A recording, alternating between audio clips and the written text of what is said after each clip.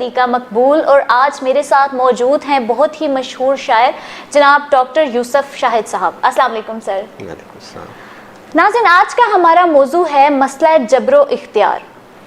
سر، کیا میری تقدیر اور اعمال پہلے سے لکھے جا چکے ہیں؟ میں اپنی زندگی کے فیصلے خود کر سکتی ہوں، میرے حال اور مستقبل پر کوئی اختیار نہیں۔ اگر میری تقدیر پہلے سے لکھی جا چکی ہے تو میں اپنے اعمال کی جواب دہ کیوں ہوں؟ بسم اللہ الرحمن الرحیم۔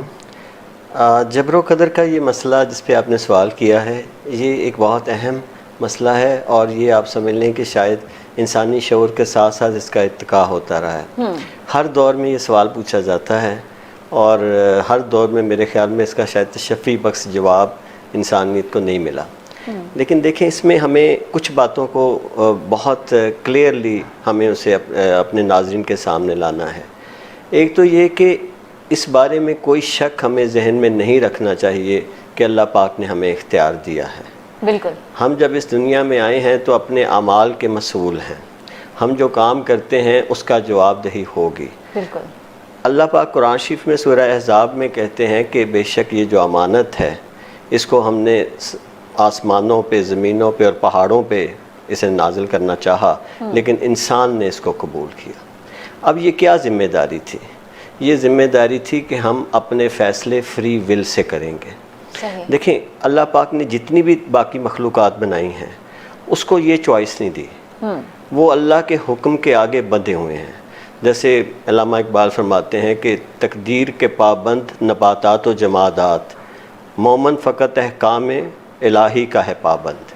تو باقی ساری چیزیں جو ہیں وہ تقدیر کی پابند ہیں، لیکن جب اللہ پاک نے انسان کو یہاں اپنا نائب فی الارض بنا کے بھیجا تو اس کا مطلب ہی یہ تھا کہ اللہ پاک نے اس کو یہ اختیار دیا کہ اب یہاں میں تمہیں بھیج رہا ہوں، تمہارے زندہ رہنے کے لیے ساری چیزیں ہیں، لیکن یہاں معاشرہ خود ترتیب دو، اس کی کامیابی، اس کی ناکامی کے تم ذمہ دار ہو۔ اور جب انسان نے وہ ذمہ داری قبول کر لی تو پھر اس کے اوپر وہ جواب دہ ٹھہرا خدا کے آگے۔ اب اس میں ہمیں یہ بھی ذہن میں رکھنا چاہیے کہ جو یہ جبر و اختیار کا ایک سوال ہے تو یہ آخر اٹھتا کیوں ہے؟ اس کی وجہ یہ ہے کہ ہمارے ہاں اس کی بہت ساری بنیادیں ہیں، اور یقیناً کچھ ایسی آیات اور احادیث کے حوالے ہیں کہ جو اختیارات ہے انسان کا، کیا وہ انسان اپنی مرضی سے استعمال کر سکتا ہے؟ اللہ پاک کا اختیار دنیا پہ کس طرح کا ہے؟ تو ہمیں تھوڑا سا اس کو سمجھنا چاہیے۔ ظاہر ہے آیت قرآن اور حدیث تو کبھی اس میں تو غلط ہو ہی نہیں سکتے، لیکن ہماری سمجھ اور ہماری فہم کا مسئلہ ہوتا ہے۔ دیکھیں، تقدیر جس کو ہم کہتے ہیں نا، وہ دراصل کوئی ایک جامد چیز نہیں ہے۔ ہم یہ سمجھتے ہیں کہ تقدیر اگر لکھی گئی تو وہ تقدیر شاید اس طرح ہے کہ کوئی ہمارے متعلق مستقبل ایک ٹھوس حقیقت کی طرح لکھا گیا ہے، جس میں بعد میں ہم تبدیلی بھی چاہیں تو نہیں کر سکتے۔ ایسا نہیں ہے۔ تقدیر سے مراد ممکنات ہیں۔ دیکھیں، میں اور آپ یہاں بیٹھے ہیں، اس کے بعد اگر ہم یہاں اٹھتے ہیں، میں نے فرض کریں اپنے گھر جانا ہے تو میں مختلف راستے لے سکتا ہوں، میرے پاس آپشنز ہیں۔ یہ اور بات ہوتا ہے کہ میں عام طور پہ کوئی ایک خاص راستہ لینا پسند کرتا ہوں، لیکن یہ ممکنات موجود ہیں۔ اب اسی طرح جو تقدیر ہوتی ہے وہ مستقبل میں مختلف ممکنات ہیں۔ اب وہ ممکنات کس طرح سے ڈیسائیڈ ہوتے ہیں؟ وہ ایسے ڈیسائیڈ ہوتے ہیں کہ میں نے اپنے ماضی میں اور حال میں کیا فیصلے کیے ہیں، اس کے اوپر وہ ڈیفائڈ۔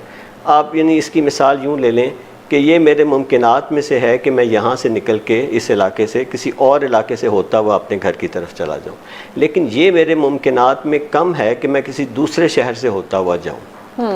اور اسی طرح یہ جو ممکنہ ایک آپ کہہ لیں کہ فیکٹر ہے کہ میں شاید کسی دوسرے ملک سے ہو کے جاؤں، اگرچہ میرے پاس اس بات کا بھی اختیار ہے، لیکن میں اسے چوز نہیں کروں گا۔ اسی طرح تقدیر میں جو امکانات ہیں، کچھ مضبوط ہوتے ہیں، کچھ کم مضبوط ہوتے ہیں۔ تو ہماری تقدیر جو ہے وہ امکانات کا سلسلہ ہے، وہ ایک سالڈ نہیں ہے۔ اب اللہ پاک نے ہمیں یہ اختیار دیا ہے کہ ہم اس مختلف امکانات میں سے ایک ممکن راستہ اختیار کر لیں۔ ہمارے پاس اس بات کی چوائس ہونا کہ ہم ایک سے زیادہ راستہ اختیار کر سکتے ہیں، یہی انسان کا اختیار ہے۔ اگر ہم یہ سمجھیں کہ ہمارا اختیار اس طرح ہونا چاہیے کہ ہم کائنات کا سارا نظام ہی ہمارے ہاتھوں میں آ جائے، تو وہ بھی ایک غیر فطری بات ہے۔ لیکن یہ نہ سمجھا جائے کہ ہمارے پاس کوئی ہماری تقدیر نے ہمیں باندھ دیا ہے۔ دوسری یہ ہے کہ قسمت اور تقدیر عام طور پہ استطاعت کے لیے استعمال ہوتا ہے. یعنی میرے اندر یہ استطاعت ہے کہ میں چل سکتا ہوں، میں بات کر سکتا ہوں، میں دیکھ سکتا ہوں، لیکن میرے اندر یہ استطاعت نہیں ہے کہ میں اڑ لوں خود بخود. بالکل ایسا ہی ہے. اور اسی طرح میں پردوں کے پیچھے یا دیوار کے پیچھے نہیں دیکھ سکتا. اسی طرح میں جو ہے اپنی ایک خاص رفتار سے زیادہ بھاگ نہیں سکتا. اب یہ جو میری استطاعت ہیں ساری، یہ میری تقدیر ہے. میں ان تقدیر میں اندر میں ایک لحاظ سے تھوڑا مجبور ہوں، لیکن ان کے اندر رہ کے میں وہ سارے کام کر سکتا ہوں جو ممکن ہے. اور جب مجھ سے پوچھا جائے گا قیامت میں تو وہ میری استطاعت کے مطابق پوچھا جائے گا. مجھ سے وہ سوال نہیں ہوگا جو شاید بل گیٹ سے ہوگا، کیونکہ میرے پاس تو وہ اختیارات نہیں ہیں. اور جب میرے پاس اختیارات کم ہیں تو اللہ پاک اس چیز کو ہمیشہ اس کے لیے بہتر ہوگا اگر آپ کے کام اختیار ہے. اب اس میں ہمیں یہ بات کو ذہن میں رکھنا چاہیے کہ انسان، یہ جو نظریہ ہے کہ انسان مجبور ہے، اس کے بہت نیگیٹو افیکٹس ہیں.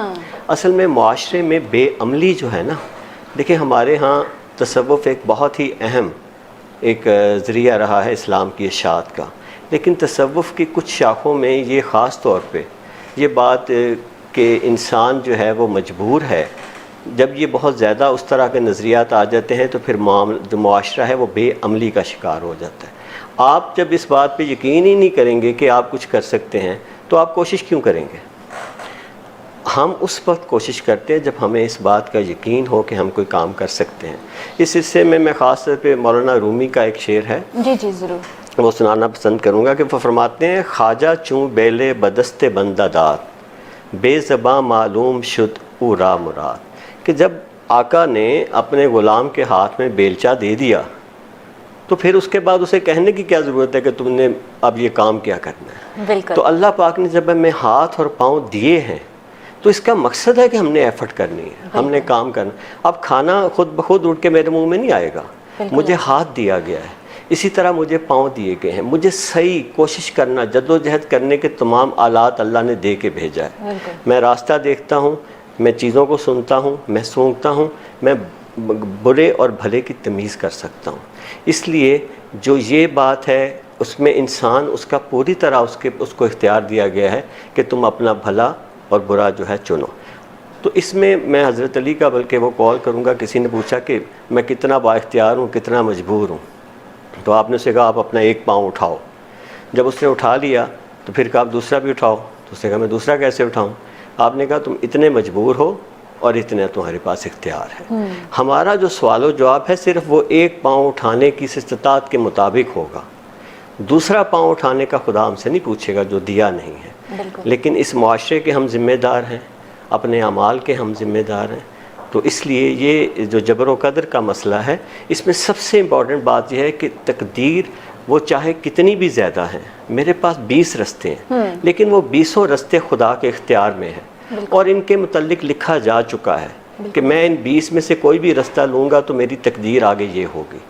لیکن ان 20 میں سے ایک رستہ لینا میرے اختیار میں ہے اور مجھے سوال و جواب اسی چوز کرنے کا ہی ہو.